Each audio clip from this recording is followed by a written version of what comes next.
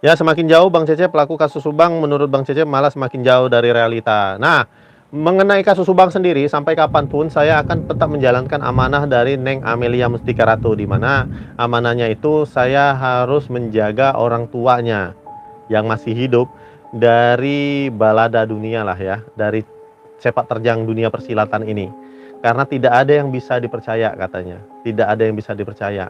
Pokoknya cari hanya dua orang ini aja. Pertama yang mencintai kebersihan, ya. Yang kedua itu yang seorang perempuan dengan tumenggung beranak dua katanya.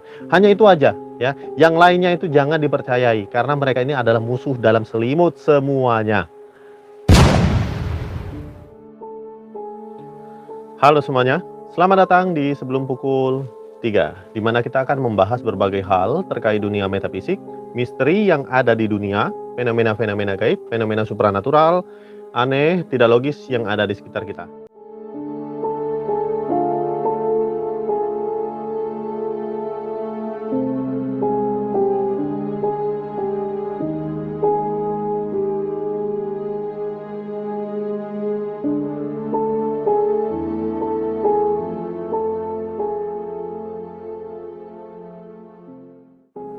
Ya, semakin jauh Bang Cece pelaku kasus Subang menurut Bang Cece malah semakin jauh dari realita. Nah, mengenai kasus Subang sendiri sampai kapanpun saya akan tetap menjalankan amanah dari Neng Amelia Mustika Ratu, di mana amanahnya itu saya harus menjaga orang tuanya yang masih hidup dari balada dunia lah ya, dari sepak terjang dunia persilatan ini.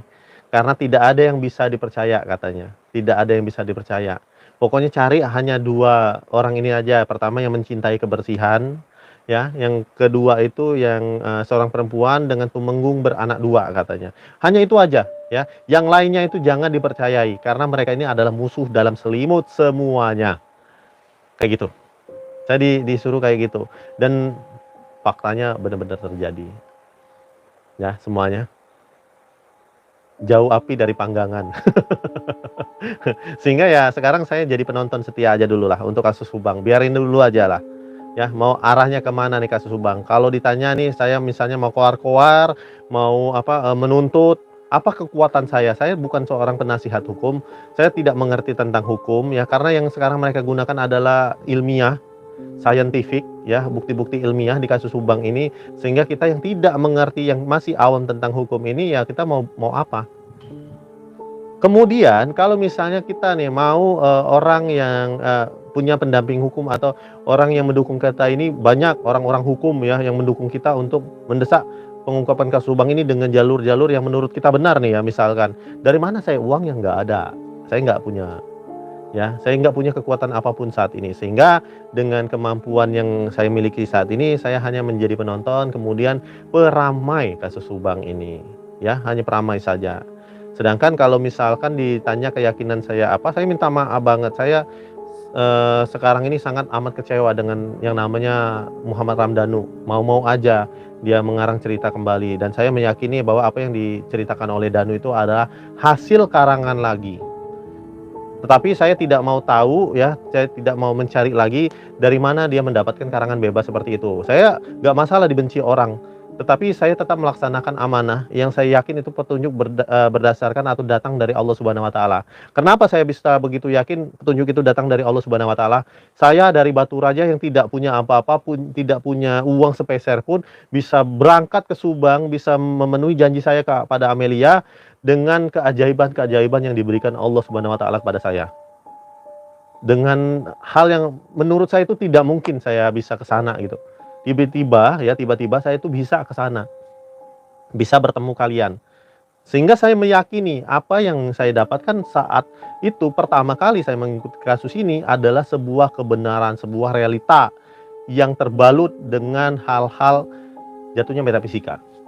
Realita tetapi terbalut dengan hal-hal metafisika, tersembunyi menjadi sebuah siloka di dalam kasus Subang yang penuh dengan kelogikaan manusia ini. Tapi selalu ingat, kelogikaan yang berlebihan itu bisa menghancurkan kalian. Sudah ada buktinya, bahkan disematkan di dalam kitab-kitab suci, Al-Quran terutama, di mana sosok yang pernah menggunakan logikanya akhirnya terlempar dan kemudian menjadi makhluk yang paling hina di atas semestanya Allah Subhanahu wa taala, yaitu Azazil. Kenapa saya bilang dia memakai logika? Ketika Tuhan menyuruh Azazil untuk menyembah atau beribadat, bukan beribadat tetapi tunduk kepada Adam, Azazil menolak. Logika Azazil, aku diciptakan dari api sedangkan nih makhluk kampret diciptakan dari tanah. Bahkan saya sejentis saja saya bisa buat dia hangus kembali menjadi tanah, bahkan menjadi abu yang berterbangan di atas angin. Itu logikanya Azazil yang dipakai. Akhirnya apa? Allah murka. Azazil hanya mengandalkan logika yang dikuasai oleh nafsu sehingga dia dilempar. Nah, jangan sampailah kita manusia mengikuti langkah-langkah Azazil sehingga Azazil kemudian menjadi iblis. Ya, yang terhinakan artinya. Untuk kasus Subang ini seperti itu juga. Kasus Subang ini kayak gitu. Jadi kalau ditanya saya mendukung Ramdhanu, enggak. Kalau kemarin saya masih memaklumi ilmu maklum yang saya pakai ini untuk Ramdhanu itu. Tapi betapa susahnya saya menemui beliau sehingga saya mulai merasa kejenuhan ya.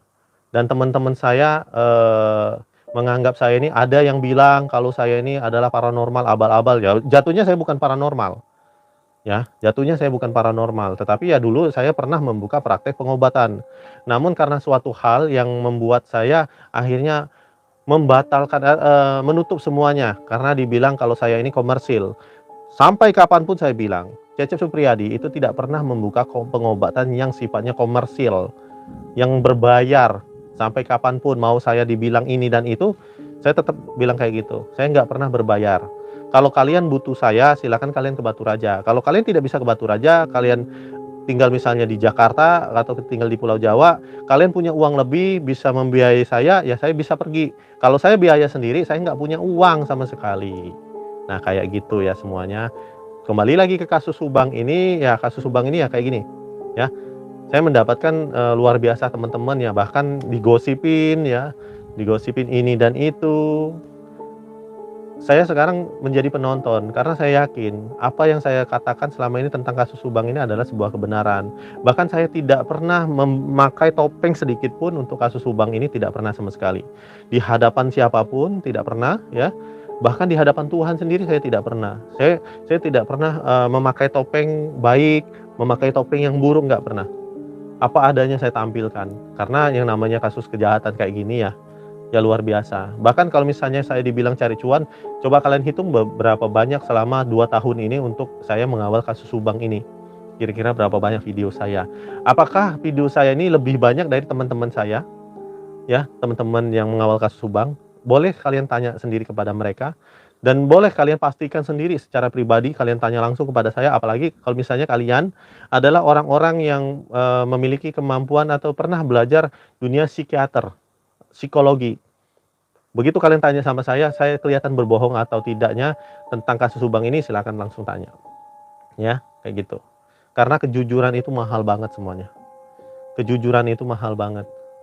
Sekalinya kita terlihat menjadi orang yang munafik, selamanya ya kita akan seperti itu tercapnya. Bukan oleh orang lain tetapi oleh diri kita sendiri. Mau tidak mau kita akan selalu berbohong. Sekalinya kita berbohong, kita menutupi kebohongan itu pasti dengan kebohongan lagi. Terus seumur hidup seperti itu. Kalau kita tidak menceritakan semuanya, ya, maka kebohongan-kebohongan kita tadi bisa berpotensi menjadi sebuah fitnah ke depannya. Nah, itu yang saya bilang ya. Itu sebabnya saya kalau misalnya pernah ya teman-teman saya juga menyarankan bahwa saya ini harus kayak gini, saya harus jangan sampai semua orang tahu, misalnya saya sedang sulit atau saya nggak punya duit, itu jangan orang tahu, biarin aja katanya. Pokoknya kita profesional, maaf. Gimiknya dari Seputik ya, gimik dari Seputik itu adalah no gimmick. Tidak ada gimmick sama sekali. Jadi tidak ada basa-basi, tidak ada yang namanya kebohongan. Kalau saya nggak tahu, saya katakan nggak tahu. Kalau saya ngomong saya tahu, saya akan katakan kalau saya tahu. Kepada orang-orang yang memang berkepentingan. Sehingga apa yang saya sampaikan itu tidak menjadi semacam framing ataupun fitnah. Ya.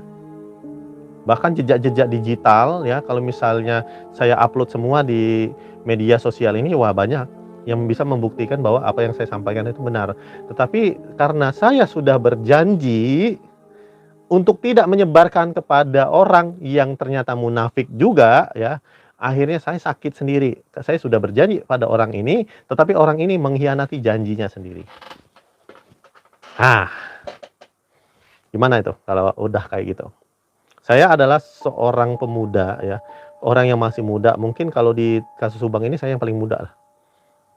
Tetapi ingat Bapak Ibu, saya bisa pastikan kalau saya bisa memegang janji. Kalau misalnya saya digoreng-goreng lah kayak gitu ya, saya nggak peduli. Karena kalau semakin saya digoreng, semakin saya dikasih apa ya bilangnya itu gempuran-gempuran, semakin saya banyak hatersnya, itu tidak akan membuat saya down. Karena apa? Yang diperlukan YouTube, rekomendasi YouTube adalah bagaimana caranya kita ditonton oleh banyak orang, menciptakan sebuah manajemen konflik atau menciptakan sebuah diskusi di kolom komentar. Maka bisa kalian perhatikan, video-video yang viral, video-video yang banyak penontonnya adalah video-video yang penuh pertengkaran di kolom komentarnya dan dibiarkan oleh kreatornya. Ya, kasus Subang kayak gitu. Dan saya jujur aja ngomong. Dari awal saya mengawal, saya bikin YouTube dari awal sampai detik ini nggak ada yang saya tutup-tutupi sebetulnya. Hanya saja untuk kepentingan-kepentingan karena saya patuh sebagai warga negara Indonesia, saya tidak bisa menampilkan informasi-informasi yang sifatnya itu sudah ada di ranah penyidikan dalam hal ini kasus Subang.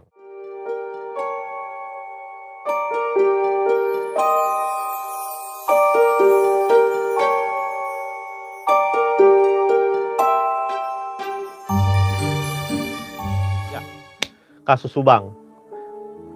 Saya tuh sampai pikir kayak gini ya, kita kembali lagi ke kasus Subang. Saya berpikir sampai kayak gini, ya Allah ya. Kayak kadang ya, saya sambil tidur waktu masih di Jawa kemarin ngawal kasus Subang ini. Apa saya ini yang nggak bisa nyampein kalimat-kalimat ya? Apa saya ini yang tidak bisa ngobrol sama orang, berbicara dengan orang kok mereka nggak nyampe sih teman-teman saya gitu kan, teman-teman saya yang di sana kok nggak nyampe, apa pesan-pesan saya itu kok nggak nyampe gitu, kayak gitu ya. Saya mikir kayak gitu sepanjang malam itu, bahkan ada yang bilang, wah ini pro Yoris, wah ini pro Yosep, wah ini si benci Danu, wah ini benci Diki, wah ini mencurigai Diki. Ya Allah, ya Allah, Allah Akbar, please lah, kan udah dewasa semua gitu kan. Kalau udah dewasa ini kan kayaknya nggak perlulah diulang-ulang ya, kita bicara berulang-ulang gitu. Apalagi ini teman sendiri yang benar-benar udah ketemu nih, bertatap muka dengan saya, udah saya jelasin semuanya. Ini apa yang saya dapat, ini yang saya dapat, yang benar-benar saya terjun ke lapangan, saya sampaikan semuanya. Bukan berarti saya pro. Kalau misalnya saya harus berbicara tentang Danu dengan data yang sedikit, Danunya aja mau ditemuin aja kayak saya dilemparin pakai petirnya Zeus sama kolega-koleganya, ya bagaimana saya dapat informasi tentang Danu? Bagaimana? Nggak bisa. Apalagi Diki yang kayak Jin, yang nggak bisa dapat informasi. Tiba-tiba nih ada yang komen, ya jangan di ini, wajar aja kalau misalnya dia nggak terlibat, dia kan ini orang luar. Ya bukan masalah itu, kita perlu mendapatkan informasi. Ingat bro, ya kita belajar dari kasus Sambo. Ya, kasus-kasus yang seakan-akan ya kayak gini, untung aja ada netizen yang berani membongkar gitu.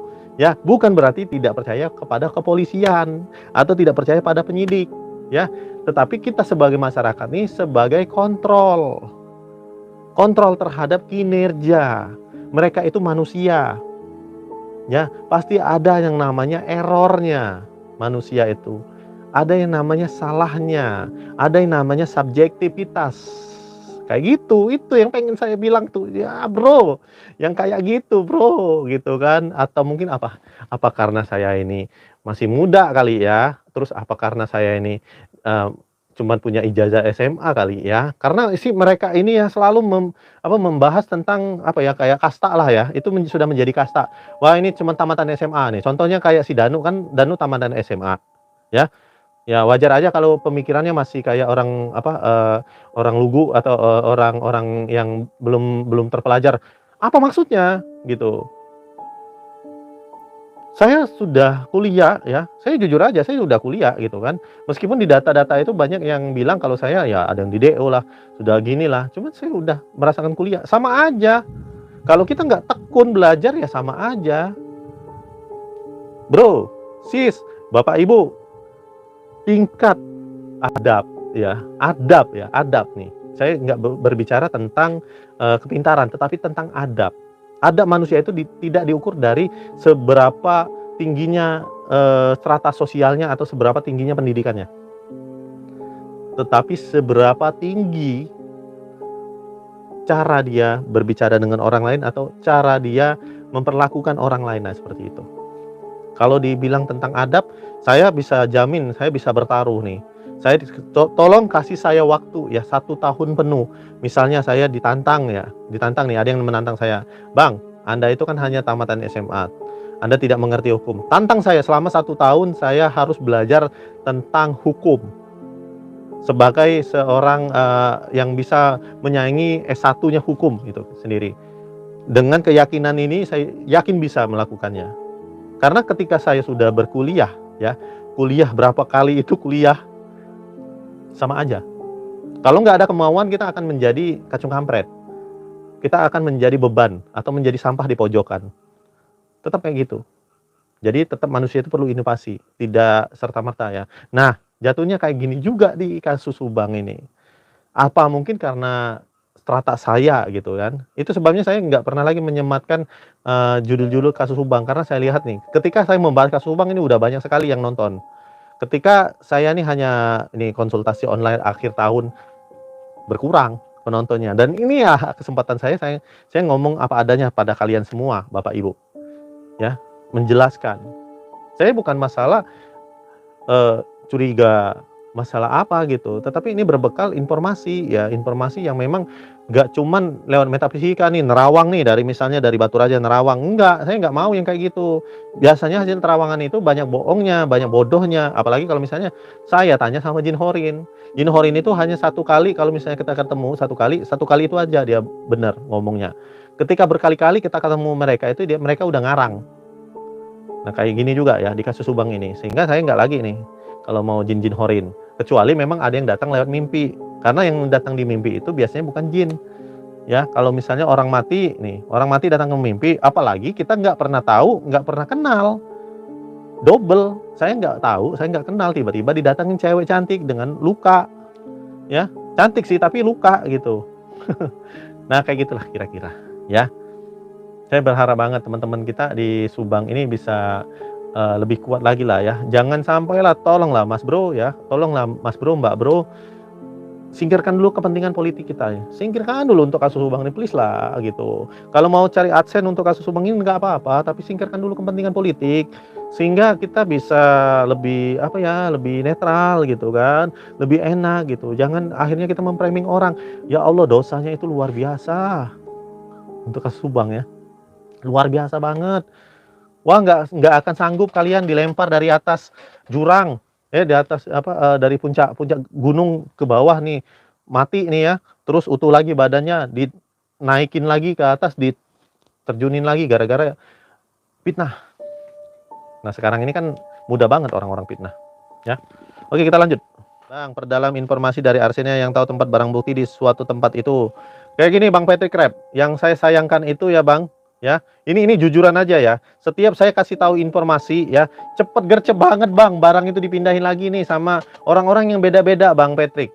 Ya, saya kemarin sempat nih ngomong sama Bang ke masalah ini ya, yang ada tumpukan yang ditemukan oleh Bang Freddy. Malam itu juga ditumpukan itu udah digali orang sebetulnya, dipindahin.